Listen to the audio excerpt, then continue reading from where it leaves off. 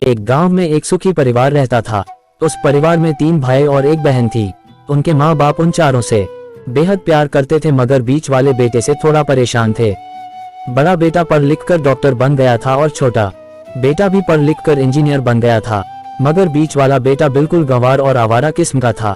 कुछ समय बाद उनके दोनों बेटे डॉक्टर और इंजीनियर ने शादी कर ली और कुछ महीनों के बाद ही इनकी बेटी का भी एक अच्छे घराने में विवाह हो गया, मगर बीच वाला बेटा अभी भी कुंवारा ही था।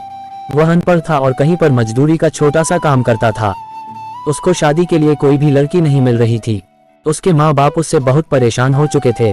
अब जब भी उसकी बहन अपने मायके आती तो वह अपनी डॉक्टर और इंजीनियर दोनों भाइयों से मिलती थी, मगर बीच वाले भाई से बहुत कम मिलती थी, क्योंकि वह उसे ज्यादा पैसे नहीं दे पाता था। लेकिन फिर भी वह अपनी बहन से बहुत अधिक प्यार करता था। कुछ समय बाद उनके पिताजी की बीच वाले बेटे की बिना शादी किए बिना ही मृत्यु हो गई। उनकी मां ने सोचा कहीं अब किसी के मुंह से बंटवारे की बात निकले, इसलिए अपने ही गांव में एक सीधी सादी लड़की से मंझले बेटे की शादी करवा दी। शादी होते ही न जाने क्या हुआ, अनपढ़ बेटा मन लगाकर काम करने लगा और पहले से कहीं ज्यादा मेहनत भी करने लगा।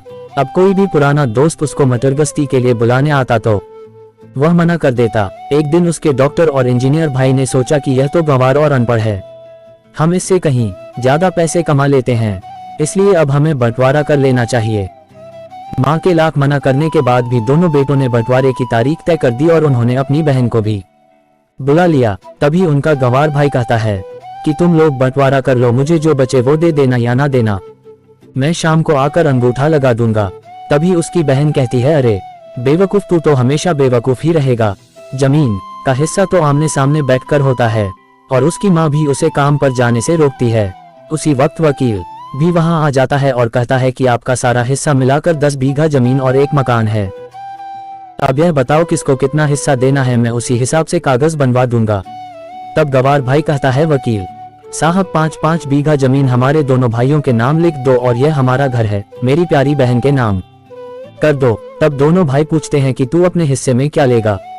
गंवार भाई कहता है कि मेरे हिस्से में मेरी प्यारी माँ है। वह अपनी पत्नी की तरफ मुस्कुराते हुए कहता है, क्यों, क्या मैंने गलत कहा। उस गंवार और अनपढ़ की पत्नी अपनी सास से लिपट कर कहती है, माँ से बड़ी वसीयत क्या होगी मेरे लिए। उसी वक्त उसका गंवार पति भी अपनी माँ से लिपट जाता है। गंवार बेटे और बहू के प्यार ने जमीन जायदाद के बंटवारे को एक सन्नाटे में बदल दिया। तभी बहन अपने गंवार भाई के गले लगकर लिपट कर रोते हुए कहती है कि माफ कर दो भैया, मैं आपको सम्मान नहीं दे सकी। तभी उसका भाई कहता है, मेरी प्यारी बहन, इस घर में जितना अधिकार हमारा है उतना ही तुम्हारा भी है, और रही बात बंटवारे की, तो बंटवारा नहीं करने से जीवन खत्म तो नहीं हो जाएगा। क्यों करते हैं हम बंटवारा, क्या हम एक साथ मिलकर नहीं रह सकते? जैसे हम बचपन में मिलकर खेलते रहते थे, एक साथ मिलकर रहने को ही तो कहते हैं एक अच्छा परिवार, और उसके परिवार को संभालती है एक माँ। तभी उसके दोनों भाई भी बहुत शर्मिंदा होते हैं और वह बंटवारे के सभी कागज फाड़ कर फेंक देते हैं, और उस दिन के बाद से उनका पूरा परिवार खुशी खुशी एक साथ रहने लगा। तो हमारे प्यारे दोस्तों, ये कहानी आपको अच्छी लगी हो तो हमारी कहानी को शेयर, सब्सक्राइब, लाइक करना ना भूलें। धन्यवाद।